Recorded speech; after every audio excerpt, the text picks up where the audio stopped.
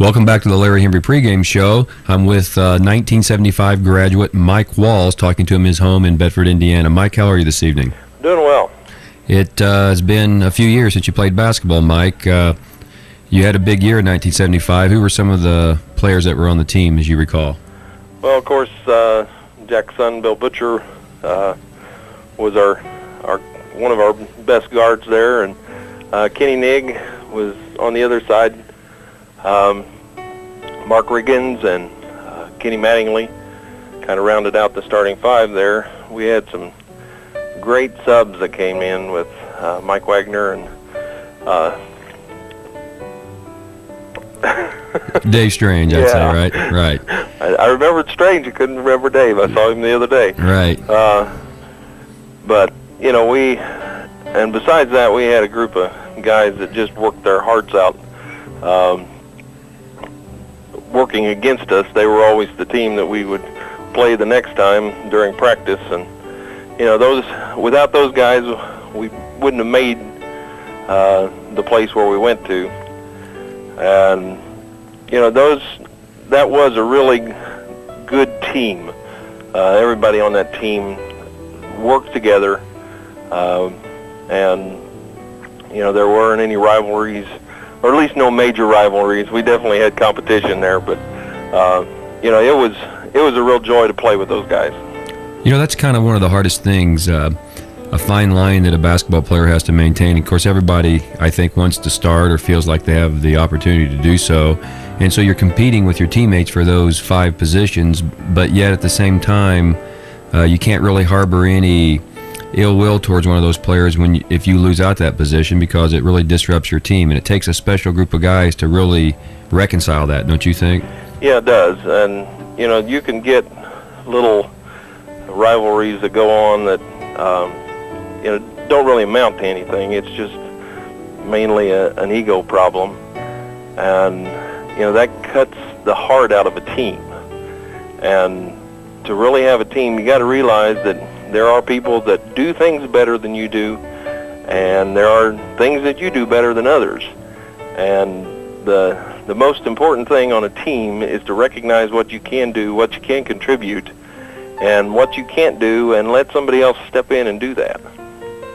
Well, that's absolutely true, and you can see some of the teams that's been successful. They had that special chemistry between them that some others did not. But in 75, Mike, it was kind of an interesting season. Of course, you all went undefeated, excluding, I guess, the forfeit to Shoals, which we don't really count as a loss here anyway.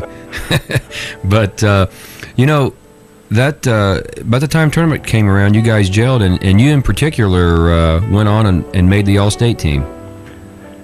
Yeah, I was fortunate in the first game of the state to be in a position where I could score a lot of points. And, you know, the truth of the matter is that we did a lot of that on beating a press against us, and I just kind of had to wait down the floor there, and guards would bring the ball down and shovel off to me, and it was pretty easy in that game, because really the other guys were breaking through the press, and so it was a game that maybe I scored more, but you know, again, it came down to everybody doing their job there.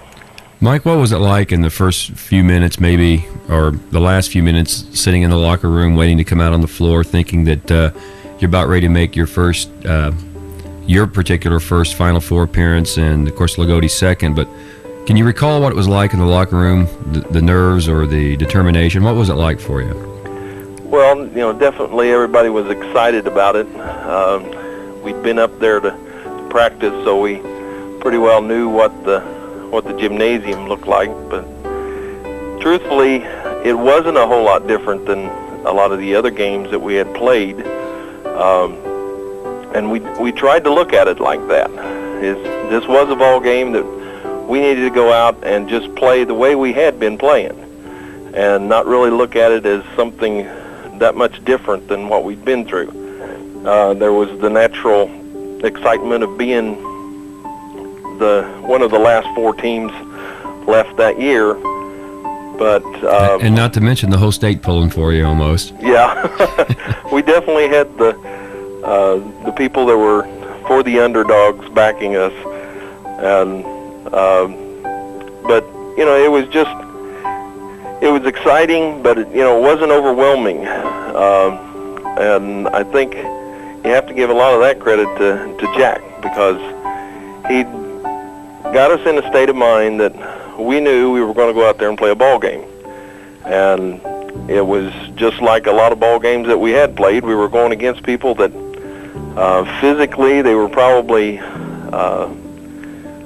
maybe better than us, but we were going to go out there and play our game no matter what came against us. And I think we probably had a calm because we knew what we could do, and that's all we intended to do, was go out there and play the game that we knew.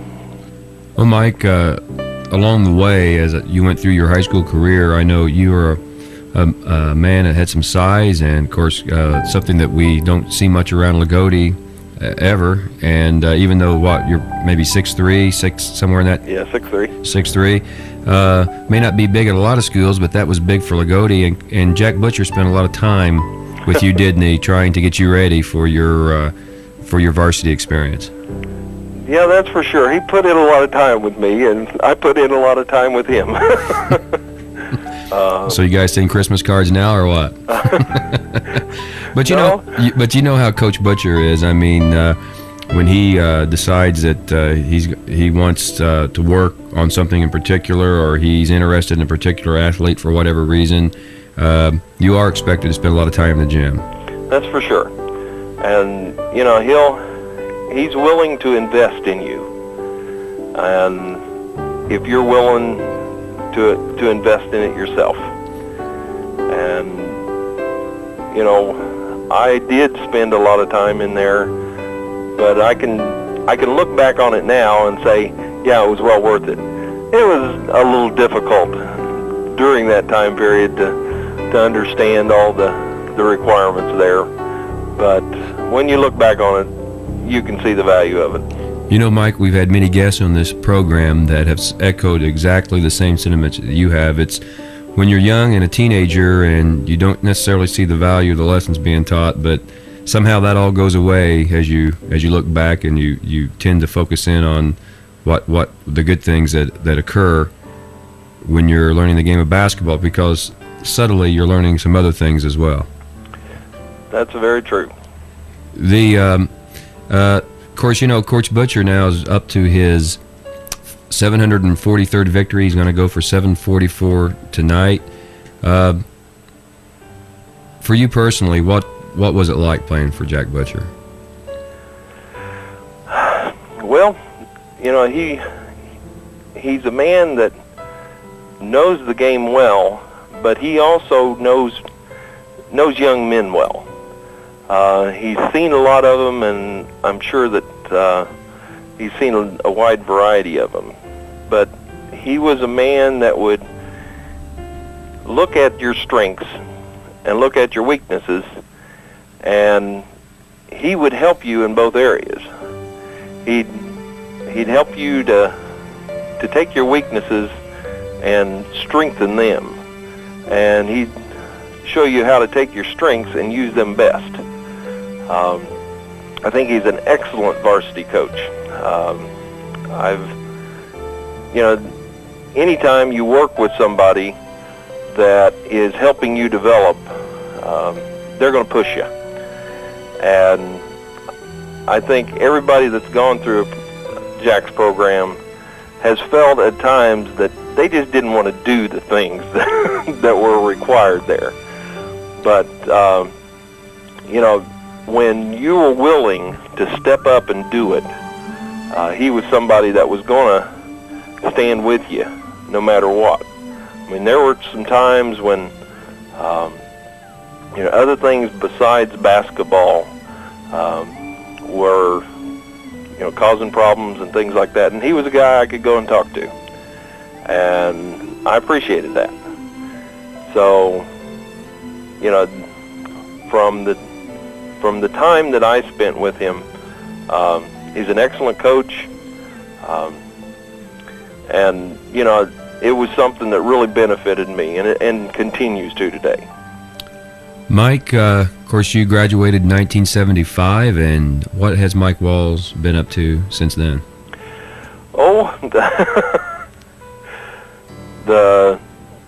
after going to school at Purdue for a short period of time, I went out and worked for a while and came back and got a degree at Indiana University in mathematics, and since then I've been working up at Naval Surface Warfare Center.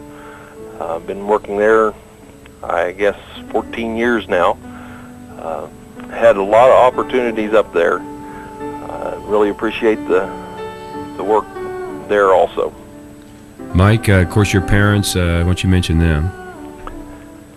Well, my father, Delbert, and my dad, Pansy, are two people that, I dearly love. They've been a wonderful blessing in my life. The truth of all of this, and I have to give credit to my parents for that, is understanding the main thing in life is to understand that the strength that we have in our lives comes from our Lord Jesus Christ. And that's something that they showed me and led me into, and I have to thank them for that, and I have blessed the Lord for the blessing that He gave me for my parents. And that's one of the one thing I think any person, to have parents that help you and encourage you, that's not always the case in a lot of people's lives these days, and I really feel blessed to have had them. Well, it is a blessing to have parents who can guide and teach you. So many kids today don't have that opportunity, and it shows in what happens to them, and so. But anyway, of course, your father, as well as being a good family man, also when you played, drove the high school bus, didn't he? Yeah, he did. To the games. Yeah. I think one of the most memorable things was we were at a away game one time, and as I was getting on the players' bus at the end of the game, some guy was about to take a swing at me, and my father caught his arm in the bus door. So it is nice to have your father driving the players' bus sometimes. Yeah. Well, listen, Mike, again, congratulations all these years later for being on that all-state tourney team and part of Loogootee history in the 1975 state runner-up team. You came so close to winning it all, but I'm sure it was still a wonderful experience for you. That's for sure. And I sure appreciate you taking the time to talk to us this evening. And are you still a Lions fan? Oh, yes. So you haven't converted to a Bedford North Lawrence fan yet, huh? No, probably if I have children here and they get in the system, that's probably when things will change. Okay. All right, Mike, listen, congratulations on a great career, and thanks for spending some time with us this evening. Thank you, Larry. The Larry Hembree pregame show continues after this on WRZR Radio Sports.